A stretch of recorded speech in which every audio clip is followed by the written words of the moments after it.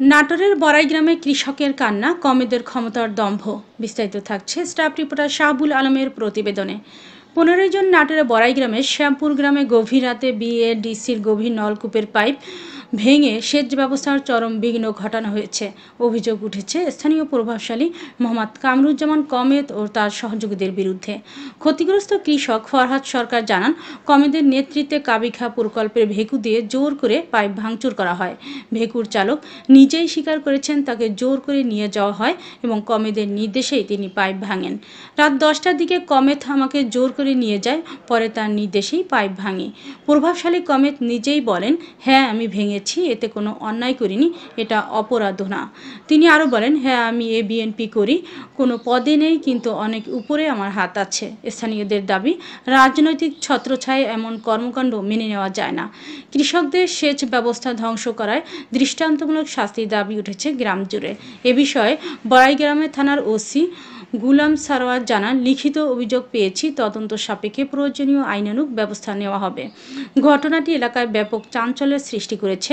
ক্ষতিগ্রস্ত কৃষকেরা এখন সেচ সংকটে বিপাকে। প্রশাসনের দ্রুত হস্তক্ষেপ কামনা সাধারণ মানুষের।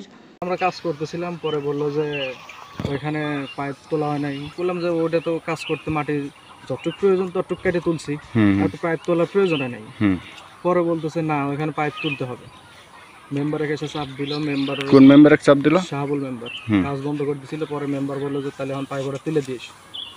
পরে আবার যায় ওখান থেকে পাইপ তুলে দিস। শাহাবুল মেম্বারের হুকুম এবং কমেদের হুকুম না?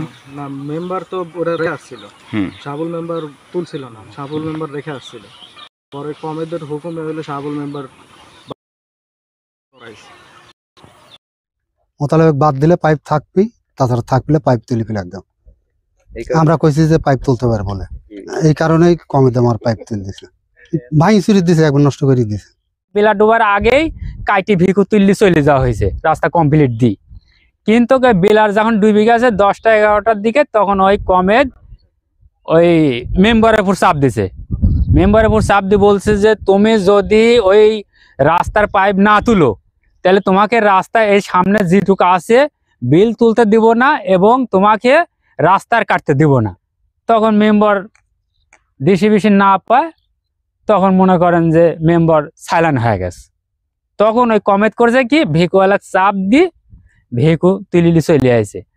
আসি ওই মরির থাকি পাইপ টুকরা টুকরা করে ভাঙতে ভাঙতে ভাঙতে ভাঙতে গোটা টুক ভাঙি তুলি ফেলাই দিই। তারপরে ভেকুলি মাটি টাটি আর রাস্তা দেয় নেই, তখন ভেকু তুলি নিয়ে যায় ওই রাস্তা হাজির করেছে। মেম্বারের গায়ে আমরা সবাই দোষ দিচ্ছি, কিন্তু মেম্বার নির্দোষ হওয়ার জন্য কমেদ ভাই ফোন দিছে যে আসলে এটা কি করব। তখন কমেদ ভাই বলছে যে পাইপের যেন চিহ্ন থাকে না এখানে, একবার সব তুলে একবার কোটি কোটি করে ফেলে দিবে। এটা হলে মেম্বারের ফোনে বলছে, আমরা লাউড স্পিকার দিয়ে ডাইরেক্ট শুনলাম। কমেদ, হাবুল্লাহ আর শাহাদত, এরা তিনজন এইটা তুলে দিতে বলছে যে জায়গা একবারে ক্লিয়ার করা লাগবে। তখন ওরা জোরপূর্বকভাবে, ওর জনসংখ্যা বেশি ছিল, আমার পক্ষে কেউ ছিল না, আমি পারি নাই, এরা আইটি এই যে এই করেছে।